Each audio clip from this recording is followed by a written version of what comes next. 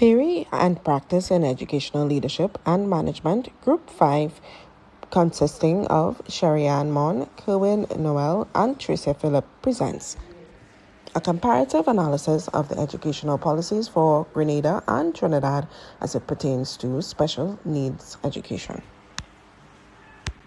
In Grenada, special needs education is governed under the Priority Program for Equitable Access and Participation. The policy's full aim is to ensure that all at-risk and excluded children can access free education from early childhood to early tertiary education, inclusive of gifted and talented and special needs children.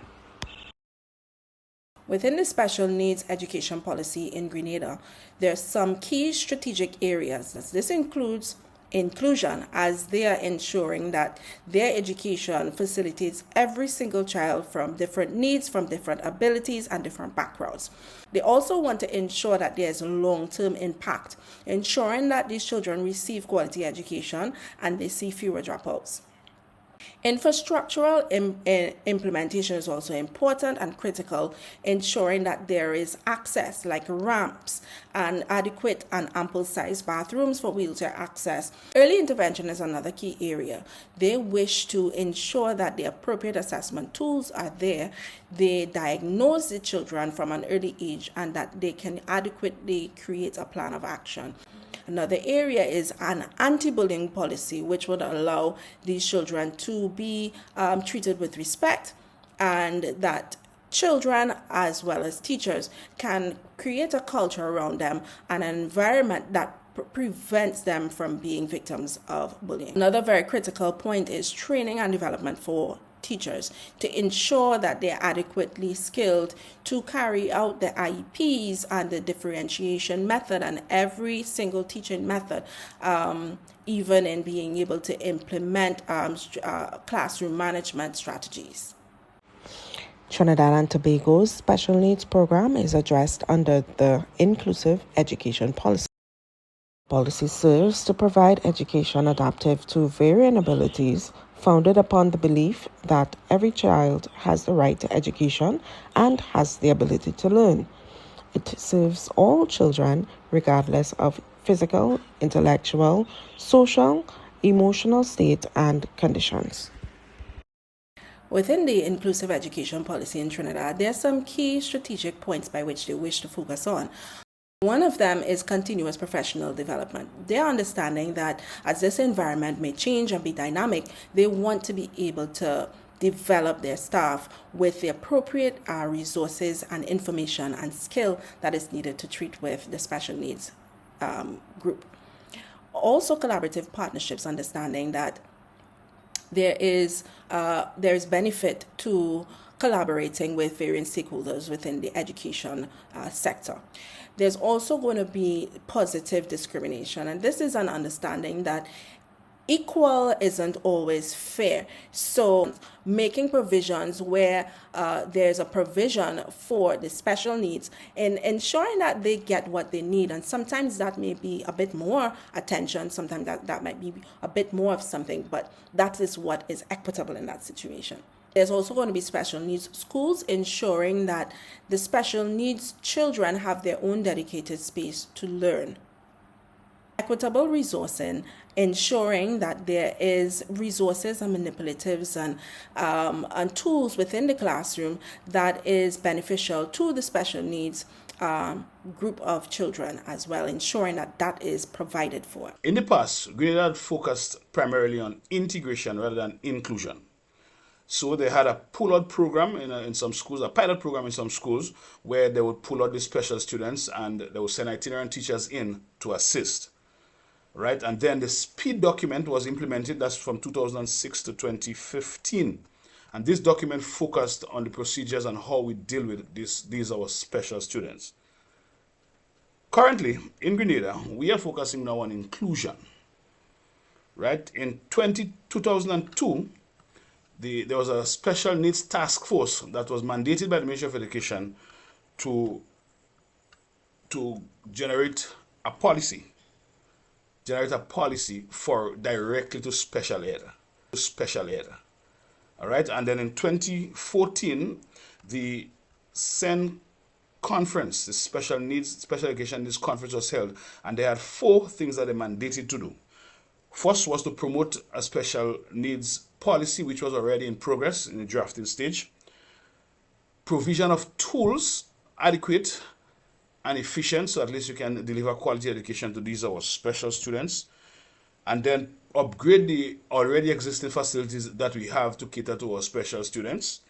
And critically, training for these special ed teachers.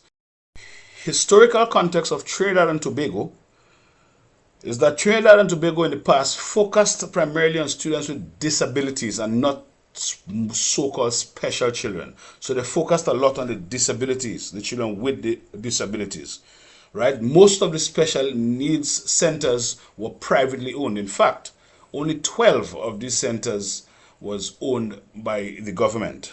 And so obviously the Ministry of Education focused on these 12 and the rest was a bit shortchanged, right? And all of this provision was grounded in the 1966 Education Act of Trinidad and Tobago. In 2013, however, more recently, there was a draft special education needs document that the Trinidad and Tobago Ministry of Education published, right?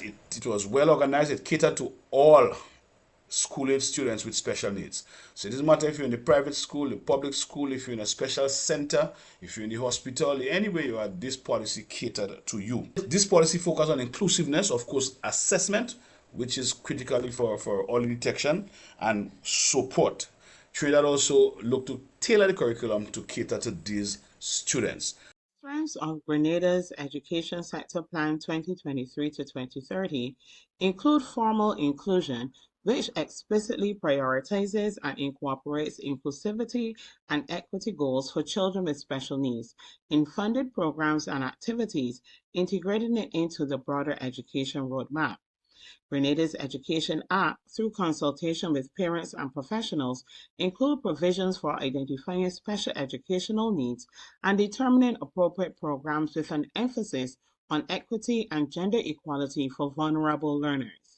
The ministry has been distributing assistive devices such as tablets and sensory tools to students with special needs to enhance participation in learning. Grenada maintains specialized schools like the Victoria School for Special Education and the Resource Center for the Blind, thereby providing dedicated support environments. However, the following weaknesses were identified. Although a special and inclusive education draft has been consulted in the past, it has not been formally enacted or mainstreamed into the 2023-2030 plan, creating policy gaps and ambiguity in responsibilities. There is no specific legislative policy for special needs education, and there is a reliance on broad sector strategy rather than enforceable law. Inclusion tends to be limited or perceived as mere integration without adequate support or infrastructure to sustain effective participation in regular classrooms. And challenges remain with fully accessible and child-friendly facilities and services that are tailored to different special educational needs. Negative perceptions or low expectations among educators and parents continue to undermine inclusive practice and reduce access and engagement for students with disabilities. Teachers often lack specialized training and resources to deliver individualized supports. Strengths in Trinidad and Tobago's 2023 to 2027 policy include specific remedial education frameworks that give practical support to students with special needs. Special assessment arrangements are to be implemented for students with diagnosed disabilities with aims to providing equal examination conditions. Policies like the remedial education policy expand support mechanisms that can benefit students with mild or moderate difficulties, including additional support staff, school social workers, and leadership training. Previous draft policies provided foundational frameworks that highlighted the ministry's long-standing intent to build inclusive systems. There is also the intent to integrate inclusive principles into the curriculum, HR development, and transitions across the education system. The weaknesses identified are that there are reports and comments from the public that the inclusive education proposed is neither inclusive nor accessible in practice. Some students with special needs are excluded, notably those with autism or specific learning disabilities. The policy is criticized for gaps in its implementation due to shortage of teacher aides and insufficient teacher training in special needs pedagogy. For certain severe or complex disabilities, there is no comprehensive public provision, forcing families to rely on private or specialized schools with limited capacity. Although inclusive education is featured in high-level goals, clear detailed implementation plans for special education delivery are weak or missing from the current 2023 to 2027 policy and related sub-policies. With the activation of these two draft policies, we should see more diverse classrooms. Students with varying academic and behavioral needs learn together with the same instructional space. We should see greater emphasis on differentiated instruction. Teachers must adjust content, teaching strategies, and assessments to accommodate different learning styles and abilities. We should also see stronger focus on equity and access. Classroom prioritize equal participation and ensure all students can meaningfully engage online. We will see an increased need for teacher training and support. Ongoing professional development and specialized collaboration become essential for effective implementation of IEPs and differentiated instruction. In order to mitigate the negative impacts of the special needs policies, we need to have full implementation of the policies on special education needs in both territories with realistic timelines. We need to provide comprehensive teacher training in special education needs. We need to provide schools with all the necessary tools and assistive devices to adequately cater to these special students. There needs to be constant monitoring and support in every school.